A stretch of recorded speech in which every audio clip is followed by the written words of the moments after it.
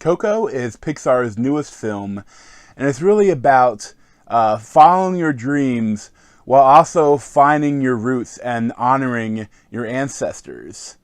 And I absolutely loved it.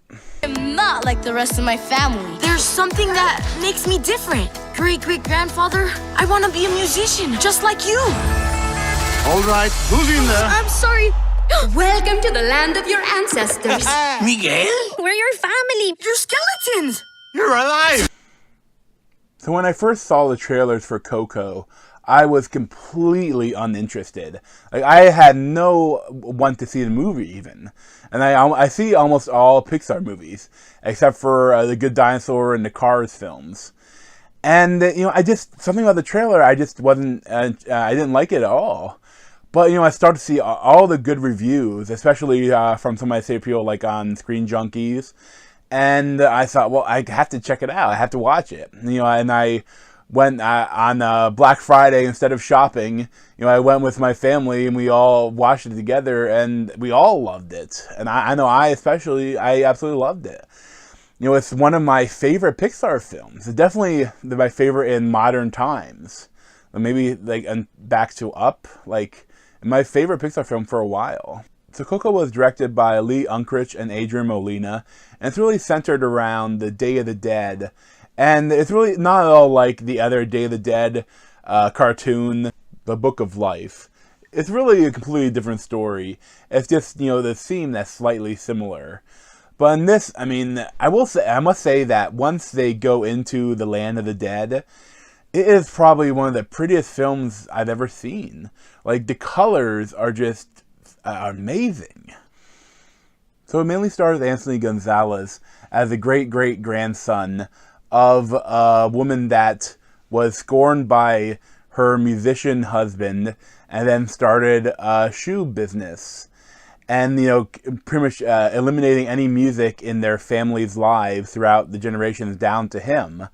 But he is a musician, and he doesn't want to make shoes. He only wants to be a musician, but he's not allowed to by his family. So he has this secret cubby which he has all his music and his guitar that he built himself. And when he goes down to the square to he listens to the musicians while he's shining shoes. And at the beginning of the film, it's the start of the Day of the Dead.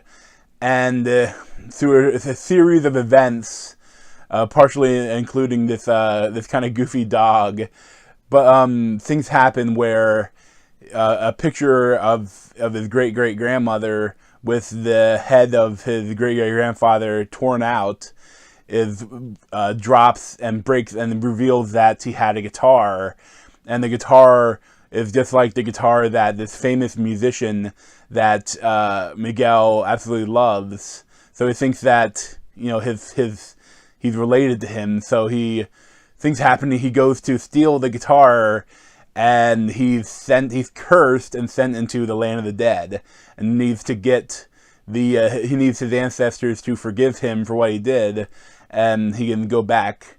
But there's more things because, again, the ancestors don't like musicians. But I really loved it. The music throughout the film is excellent. And it feels, Latin. It feels I'm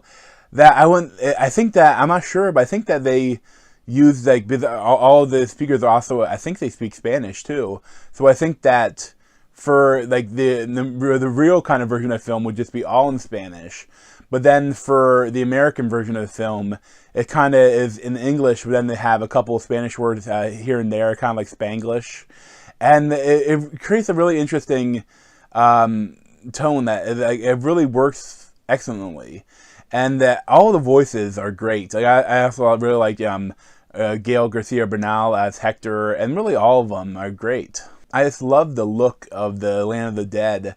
It's so gorgeous. And, it's so, it's gigantic, too. It must have been so difficult to create all of this in animation. But it really kind of envelops you and really brings you into this world while you're watching it. And, Like the film, like the story is, I mean, it's not that complicated. It's relatively basic. I mean, things have been done before, but not quite like this. And there's some twists and turns, and some characters that are different. And I kind of I suspected right away almost that things may be going on, but at the same time, I didn't expect some of the things that happen, and it really worked really well for the story. And it's an excellent film that I would highly recommend. Like, the only thing is that it is a little dark at times. This is a really about death and come to terms with it and kind of like honoring your ancestors, but there's a lot of death in it because it's about the land of the dead. So, I mean, I'm not sure how young would be too young for this movie. I think it's really up to the parent. You have to decide, what's okay for your kid. But I mean, it's really is a great movie for everyone. I think all ages should probably enjoy it. Like, there's maybe even a deeper meaning for adults, possibly. But I know a lot. I was crying a little bit. I know my family was crying, and I know I'm sure most people were shedding some tears, because it's not like a sad cry generally. It's almost a little bit of that, but also kind of like a happy cry. And but the tone is like it's so so heartfelt that it's just really beautiful, enjoyable cartoon, but really a film. So I'd highly recommend it, and I'd probably give it like a 9.25 out of 10 or something like that. It was a really good film, and definitely the best anime film of the year. But thanks for watching. Check out other replays that are in my head, or subscribe to me over here.